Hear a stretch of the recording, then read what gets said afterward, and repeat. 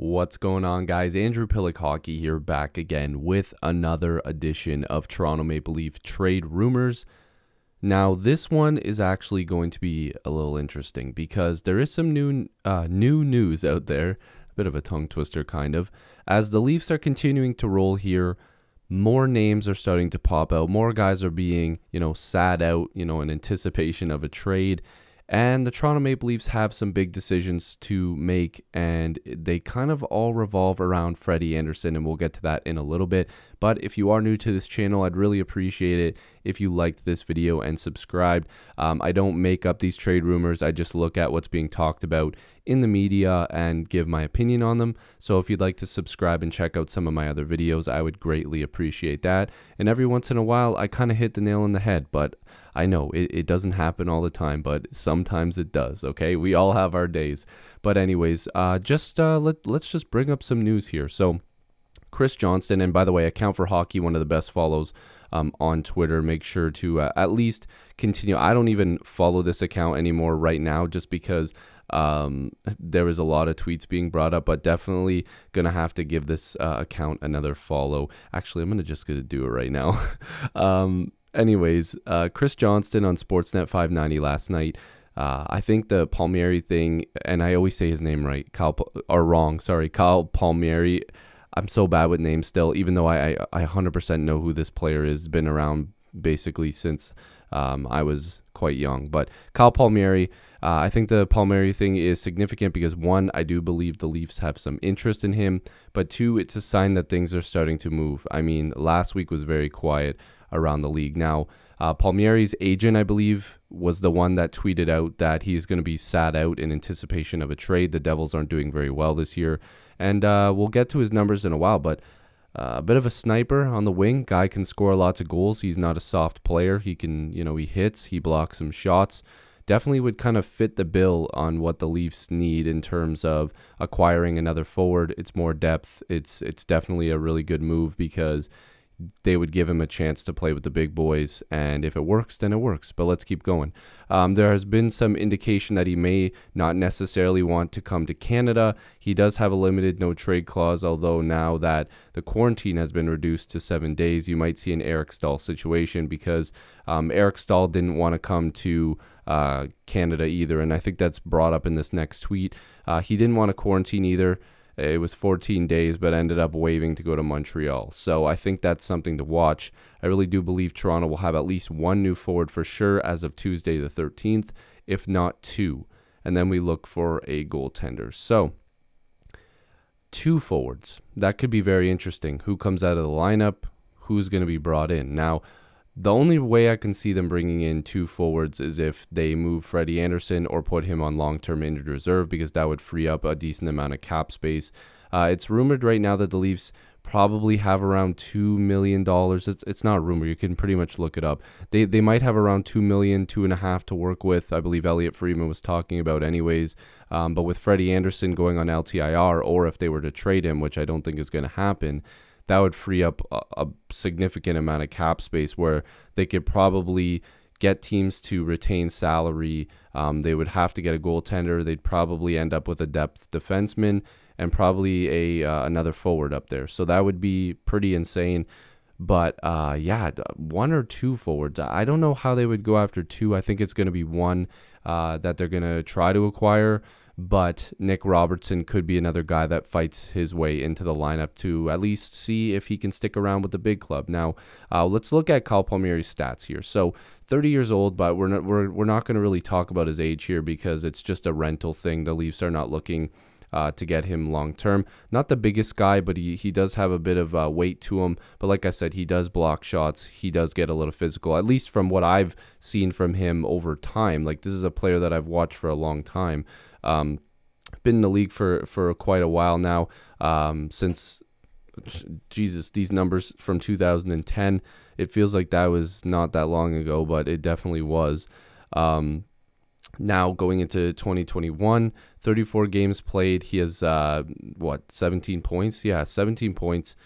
And that's not too bad, but if you look at his previous numbers, he can score goals, and I'm guessing playing with better line mates, playing on a better team. I mean, let's say hypothetically they play him with Nylander and Tavares. I know Galchenyuk has been doing really well, but this would be an upgrade in that spot, even though I really do like Galchenyuk playing with those guys. Or, they try him with Matthews and Marner, even though they have Hyman. It just shows all the different ways the Leafs can make this team better. Because if they do put, if they acquired Palmieri and they put him up with Marner and Matthews, then Hyman goes to the third line for a checking line. But there's options. It would definitely be a significant move because he's one of the better players that's available. He's a two-way player. I remember one of the guys I follow, Samuel, he was talking about the fact that he's a really good finisher. I would definitely tend to agree with that because, he scores goals. The guy just knows how to put the puck in the net. So his cap hit, this is where it gets interesting. Obviously, we could get into the specific details with remaining daily cap hit and, the actual dollars and cents, but there would have to be salary retained no matter what. The Devils would definitely have to retain half. And then maybe you could get a third team in on that and try to get them to retain as well and toss them, a mid, tier type of pick, or maybe it's a lower end prospect and a low pick. Who knows? But to get Kyle Palmieri, I'm not really sure what the market would be to acquire him. You would have to think if they're retaining half, you're giving up a decent asset. You're probably giving up a decent prospect. I would not think it takes one of your top prospects like a Robertson, a Sandin, Liljegren, a Mirov, like one of those guys.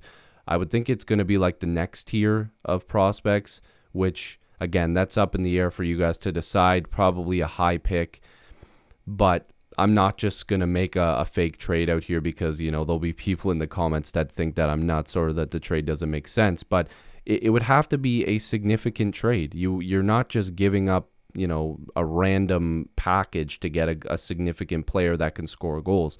Like, I believe it's like since 2015 or 2017, he's like top 6 or 7, maybe top 5 in the league in scoring for wingers. He scores a lot of goals. So that's something to definitely look out for. I would think the Leafs are going to throw their hat into this one and see if they can make this move, but it would have to be, a 3-team type of trade probably. You're going to want salary retention. There's going to be a bit of everything in this deal if it were to happen. Let's move on to Freddie Andersen, which again, like I said, he has got a lot to do with what the Leafs do. They could put him on LTIR. They could trade him. I'm not too positive. I did read that. I believe it was Elliot Friedman or Chris Johnston was saying that the team probably wouldn't be too happy. Like the morale in the room wouldn't be too good if Freddie Andersen ends up being healthy and they traded him away. I don't think a lot of people would agree with that. But what the Leafs could do, what the Tampa Bay Lightning are doing right now with Nikita Kucherov, and I believe they did it last year as well. If Freddie Andersen's actually hurt and they want him to be 100% healthy and he actually needs to, heal himself, get ready for the playoffs, and he's actually deemed unfit to play, they can put him on LTIR and then bring him back in the first round if that's when he's ready. And the Leafs would save that money against their salary cap, which would obviously open up a lot more opportunities for them to make trades. So very quickly on this note, Elliot Friedman said on Sportsnet 590 that it sounds like to him the Leafs will make a decision on whether or not they need to add a goaltender in the middle of next week. And this was on April 2nd. It's now, the 5th? So, in the next few days, we should be getting an idea of what's going on. I believe they're saying that he will be out for at least the next 3 games. So if he didn't make the trip for the road trip. So, that just explains it right there. He didn't come onto the road with the Leafs. So he's definitely out for the next few games. They're seeing if they're going to have to add another goaltender, telling teams they're not going to do it unless they have the cap space. They have done their due diligence. They think Elliot Friedman thinks that they've called Arizona and Buffalo. Not sure if they've called Calgary, but it would make sense. The Leafs are asking Campbell to be honest about how his body feels after starts because he's also been injured. But all the info points to Andersen returning during the season. So That's where it gets a little foggy, because if they do think that he's going to return before the end of the season, then they're not going to put him on LTIR, because cap space in the playoffs is like non-existent. So they would want him to come back in the playoffs, so that way they don't, they're not taking a penalty. They literally can't do it. They'd have to, like, it's impossible. They can't do it. They have to have him out until the playoffs. So his contract, obviously, again, with the numbers here, the daily remaining cap hit, but his cap hit here is what I want you guys to look at. $5 million. It wouldn't be exactly $5 million, but the Leafs would be getting cap relief and be able to make moves. They'd be able to go out there and acquire more pieces. So that's where I want to leave it to you. What do you think is going to happen? Do you think Freddie Andersen's going to end up on LTIR? Do you think that he's going to be healthy enough for them to trade him to a team and just acquire another goaltender to free up more cap space? Do you think the Leafs are after Kyle Palmieri? Who are they after? Put it down in the comments down below. Hopefully we can have civil conversations with each other and have some fun, because this is one of the best times of the year, the trade deadline. It might not be too active this year, but we're going to have to see. So hopefully you guys enjoyed this video. If you are new, make sure to subscribe. I'd really appreciate it. And yeah, let me know what I should talk about next. If there's any rumors you want me to talk about, leave it in the comments. I appreciate you guys. Peace.